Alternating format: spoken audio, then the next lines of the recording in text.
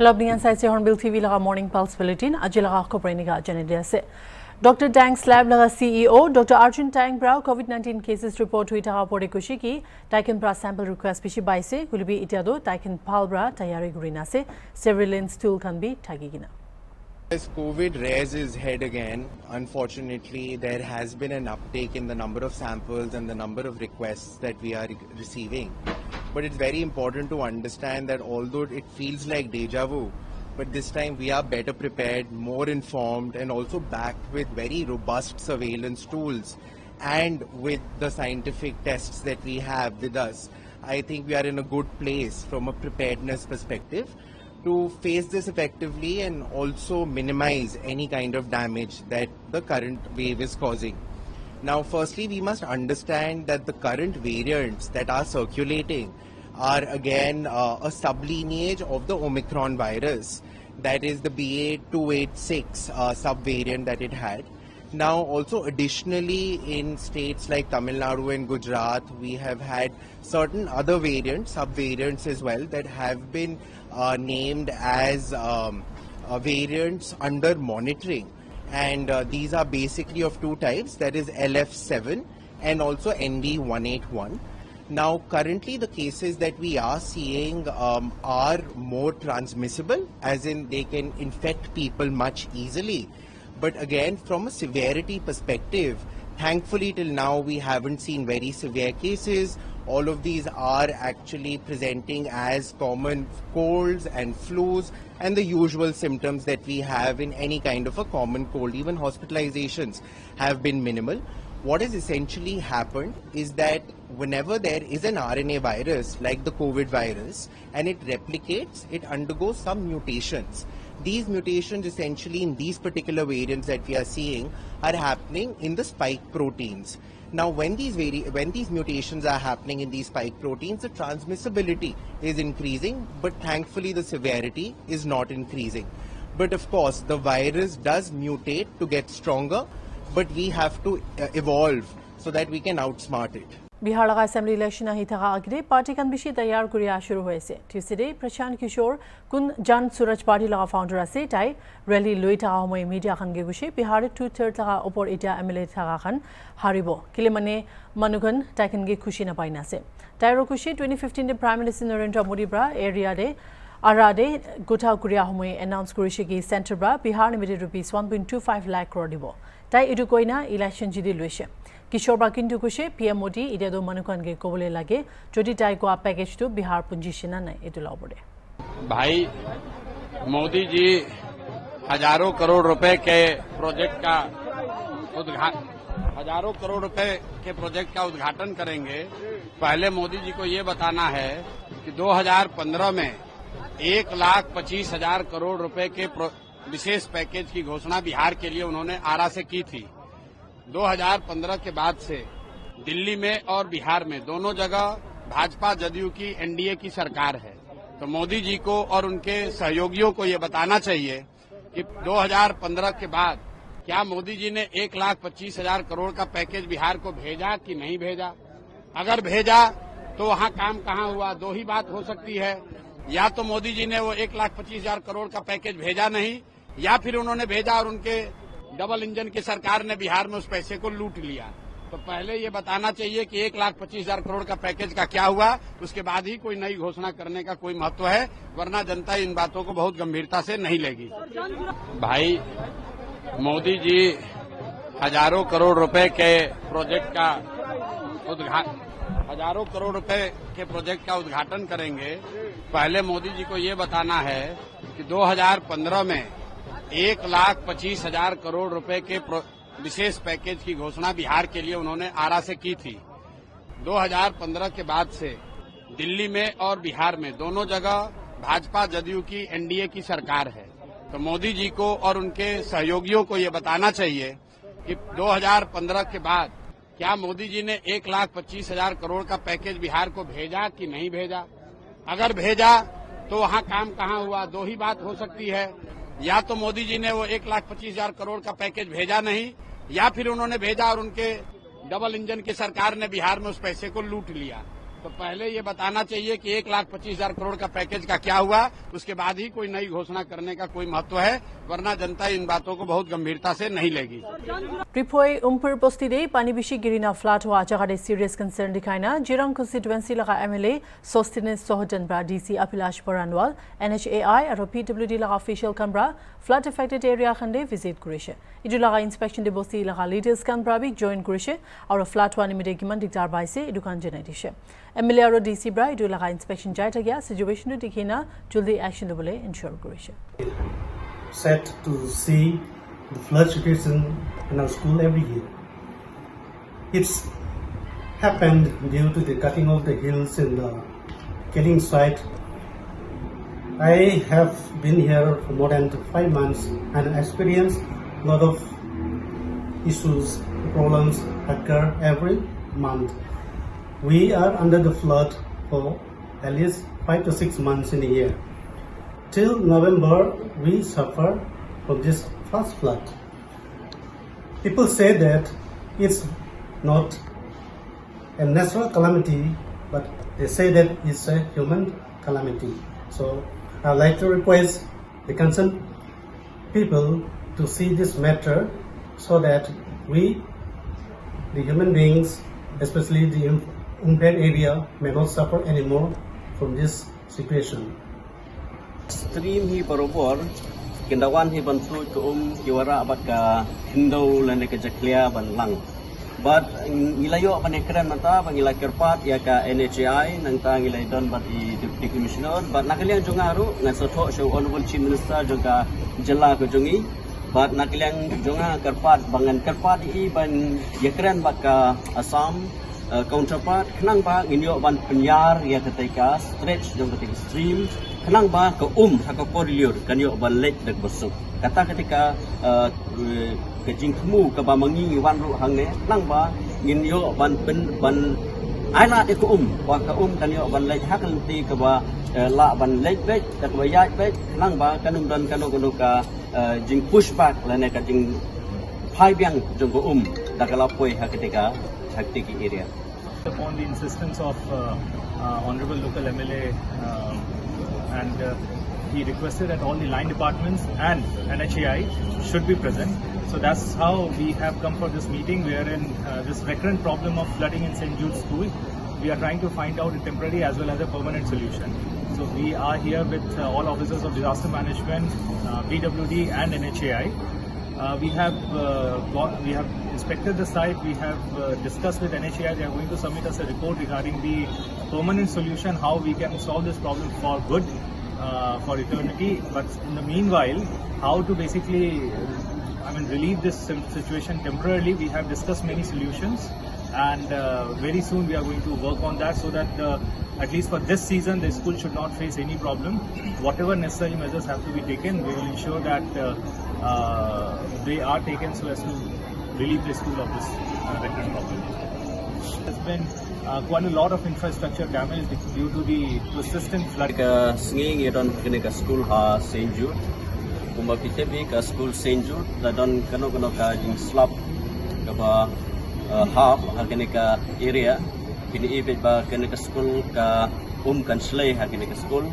Bakal tak sisa hatu kata-kata ka school hi Proboy dan tangi dan lang ba I Deputy Commissioner jeng ka Recruitment district I ngapan pau kijing play. Thank you so much our Deputy Commissioner for calling all the officers from the NHAI and the consultant from the NHAI and then the engineer from the PWD. And we have the local bodies also from represent coming together. And at the same time, the school authorities, the principal and the teachers here. Ka jingwan ka jongi ha ka kapor kalong ba ni don na kijing sokya. Nadu I Deputy Commissioner ngilayo manikran na kapor sa kapor. Manipur CLB leader Okram Aibobi Singh pra City Kushi kun pra state laga naam bas pra hadai dibole order dishe dai Manipur khan manukan ge maaf mangi bole lage. Governor Bra Raj Bhavan de Imphal Airport by helicopter loina ja opor Daibra itu Sorom Kutha Segushe. Yesterday the Honorable Governor had to fly through an army helicopter instead of going by road. Do you think it is a humiliation to the people of Manipur? It is That is, it may be your calculation. According to our calculation, it is a total failure of the Government of India, particularly Home Ministry. Because the governor, governor is the constitution head of the state. He is represent the Supreme Commander, that is President of India. Even if he cannot travel from airport to Raj Bhavan, distance maximum 7 kilometers, he cannot travel. And he picked up by helicopter, landed Kangla and rushed to the Raj Bhavan. It is a shame. It is a shame. And also it is a total failure of the Government of India. Because Government of India, under Home Ministry, this is directly ruled presently. Other thing is, recently, many BJP MLA tried to form the government. However, they have not been able to form the government so far. What may be the main reason behind it? That is, please ask to the BJP MLAs, particularly BJP MLAs, please ask to, that is not related to our party. We never met them and there is no any communication with BJP. Sir, for the last few days, the valley has witnessed a lot of visitation post-Delhi, demanding the resignations of the officials and tender an apology from the governor. So, what is the stand of the Congress?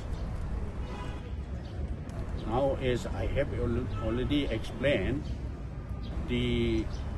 who is ordered this Manipur level from the Manipur state transport vehicle.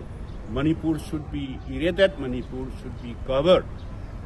Those who are competent authority who order to the Maha regiment should be publicly came out. Either it may be governor or security advisor or at the most DGP, they should have to be come out. Who order that should be apologized to the people of Manipur. So do you really think that the formation of a popular government should be made by the CSO or the elected members? Because the question has been pointed, finger has been pointed to the CSO. That is, that should not be used, that word. CSO, with all due regard, they are not elected body. Constitutionally elected body. Constitutionally duly elected is MLAs. MLAs, only MLAs can form the government. Kuwait Deshra Pahalgam de hua terror laga khilaf condemn grishe aro terrorism laga upor strong position ta gesina former foreign secretary Harsh Vardhan Sringla pra grishe India aro Kuwait ra security aro encounter terrorism the joint working group ta gese itu logo Kuwait to Gulf Corporation on Terrorist Financing laga influential member ase wina grishe. Well, the delegation has had 1.5 days of very comprehensive engagement with Kuwait. We have started the visit with a call on the Deputy Prime Minister, and who's also the Minister of State for the Cabinet. Minister of State is different in Kuwait than in India, but a very senior authority in Kuwait. We also had a meeting, what is called Divania, which is an informal setting with some of the most influential and prominent members of Kuwaiti society and polity. It included several former ministers of the government, a former deputy prime minister, a former secretary general of the Gulf Cooperation Council, several prominent business persons, and also 3 editors of major newspapers and public media publications in Kuwait. We had a very good interaction with representatives of the Indian community. We know that there is an Indian community of some 10 lakh people here, and that is very useful. We've had press conferences with international media, and we will shortly have one with the Indian media. And we've also had an opportunity to visit what is called an India-Kuwait exchange of archival material, photographs, establishing the historical and very significant connect from ancient times and also more recent times between India and Kuwait. And it will be recalled that when Prime Minister Modi visited Kuwait recently, he was received with great honor. He was awarded the highest civilian award in Kuwait. At that time, I think he had spoken of this exchange, which is basically an exhibition of the historical archives. And this, I think, has now materialized and is a great draw, great attraction for young Kuwaiti students and other people interested in the relationship. So it's a very good example of the use of India's soft power in establishing and enhancing ties with Kuwait. So on the whole, I think that the visit enabled the delegation members to highlight our fight against terrorism sponsored by Pakistan, our response to Pentagon in a very calibrated and precise manner, which has been targeted at terrorists and terrorist infrastructure inside the heart of Pakistan. Pakistan's escalation of that conflict beyond the counterterrorism aspect that we had delivered into attacking civilian locations across the border from the north to the west of our country, and our very strong response that I would say compelled them to come to the table to seek a ceasefire. Now all of that and our new normal in our response to Pakistan was part of the message conveyed by the delegation to all our Kuwaiti interlocutors. I think the Deputy Prime Minister, who represented the government, said that Kuwait had very strongly condemned the terrorist attacks in Pentagon. Kuwait has a very strong position when it comes to terrorism. Kuwait and India also have a joint working group on security and counterterrorism, which is very important, and that cooperation will continue. Kuwait is also an influential member of the Gulf cooperation on terrorist financing. Kuwait is a member of the Gulf Cooperation Council. It also has significant leverage, financial and economic leverage in Pakistan. And I think the Agade Bangladesh laga Prime Minister Dhaka, Khaleda Zia laga Advisor Dhaka, Retired Major General Fazil Elahi Ekparbra, to City Kushi Bangladesh de election lobole bishi urgent ase. Army Chief Rakwi Thagishegi troops kan civilian duty kambra wapas barrack kan de jabole mon ase. Ekparbra Kushi Army Chief laga statement ke power struggle hisabra nalobole lage, hulbi ituke military forces kan laga professional integrity manibole lage agushe. Bangladesh te election do December te lobole bhavna ase kindu Awami League para part lobona nai edu thik na jani na ase. Ekparbra Kushi edu party tayar na hoy. The second issue is taking people to justice, especially of the fascist regime, all that wanton things they have done against the country, and the third of the election. Of the two, the reform is a continuous process. There has been commissions, they are working on it, and now the parleys are going on with various parties as to what are the priorities of the reform. There are agreements, there are disagreements in any society and a country which has not seen election for such a long time. There will be pressure on it, but people on the whole want a reform. No political party have ever said they don't want it. It's the time frame that is in the conflict, and I think it is soon will be resolved through amicable understanding and discussion and parties with the political parties. With regards to the third issue, no clear roadmap with regards to when the election will be scheduled. You know that people of this country for the last 16 years have not had the scope to vote freely. And obviously the expectations of the people are very high. Today, who are over 35, 36 years old, they have never voted in their lifetime. And obviously there is a big expectation that people must vote. I think the sooner the better. And the government has already said that if there are short reforms, the election will be in December, long reforms in June. So there is not a very big difference. And you have seen that most of the parties, BNP said by December, Jamaat has said by February or even immediately after it. So there is not a big gap. And the interim government has also clearly said we will not stay a day extra than 30th June. So I see the election is imminent.